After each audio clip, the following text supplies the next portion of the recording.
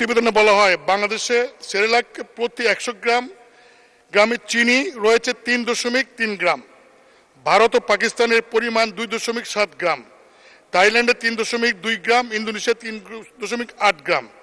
অতিরিক্ত এই চিনি ব্যবহারের কথা পণ্যের গায়ে উল্লেখ করছে না নেসলে। ভিটামিন, মিনারেল ও অন্যান্য উপাদান থাকলেও গোপন করা হয়েছে উচ্চ মাত্রায় চিনি ব্যবহারের কথা এবং এশিয়ার দেশগুলিতে। এর মধ্যে বিষয়টিকে অত্যন্ত উদ্বেগজনক হিসাবে নিয়ে ব্যবস্থা গ্রহণের ঘোষণা দিয়েছে ভারত সরকার।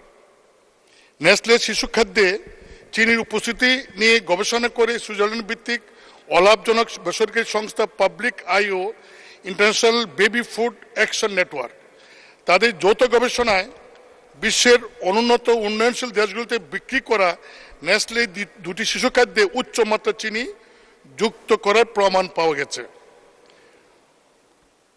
ব্রিটিশ সংবাদ মাধ্যম দ্য গার্ডিয়ান প্রতিবেদনটির সামনে আনে এবং প্রতিবেদনে বলে নেসলে আন্তর্জাতিক নীতিমালা মেনে ইউরোপের দেশগুলিতে সেরেলাক এবং নিডু তৈরি ও বাজারজাত করছে, কিন্তু এশিয়া, আফ্রিকা ও ল্যাটিন আমেরিকার দেশগুলিতে তারা সেই বিষয়টা আমলে নিচ্ছে না।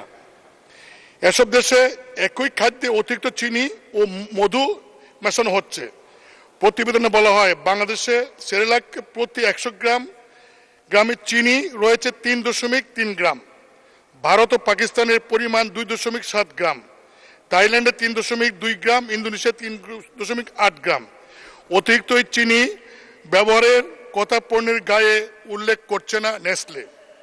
ভিটামিন, মিনারেল ও অন্যান্য উপাদান থাকলেও গোপন করা হয়েছে উচ্চ মাত্রায় চিনি ব্যবহারের কথা।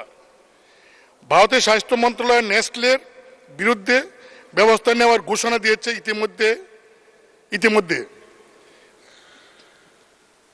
মাননীয় স্পিকার, আমার প্রশ্ন হলো যে এই মানে শিশুরা যে খাবারটা খায় অতিরিক্ত চিনি এবং মধু মিশ্রণের ফলে, যেটা ইউরোপে নিষিদ্ধ, আমাদের দেশে এই বিষয়টা নিয়ে সরকার বা সংশ্লিষ্ট কর্তৃপক্ষ এই বিষয়ে চিন্তা করছেন না। এবং এখানে লেখা আছে যে দুইটা জিনিস খাওয়ানোর ফলে বাচ্চা যখন বড় হয় তাদের ডায়াবেটিস সহ অনেকগুলি রোগ এই কারণে কিন্তু এই অতিরিক্ত চিনি খাওয়ার ফলে কিন্তু হয়। আমার মনে হয় এই যে নেসলের মতো, নিডুর মতো দুধ, এইগুলি আমাদের দেশের অনেক অভিজাত পরিবারের শিক্ষিত মানুষের যারা অবস্থা ভালো তাদের ছেলেমেয়েরা খায় এবং এটা খুবই একটা যেহেতু স্বাস্থ্যসম্মত এবং অনেক দেশে ইউরোপে এটা নিষেধ করা হয়েছে। তা আমি দাবি করব সরকারের কাছে, সরকারের সংশ্লিষ্ট বিভাগ বা মন্ত্রণালয় অতি জরুরি ভিত্তিতে এই বিষয়টার দিকে দৃষ্টি দিয়ে আমাদের শিশু খাদ্যের, যাতে শিশুরা ভবিষ্যতে এই কোনো রোগে আক্রান্ত, এই ধরনের রোগে আক্রান্ত না হয়, এই যে এই খাদ্যের ফলে এই বিষয়টা ব্যবস্থা গ্রহণ করবেন। মাননীয় স্পিকার, আপনাকে ধন্যবাদ।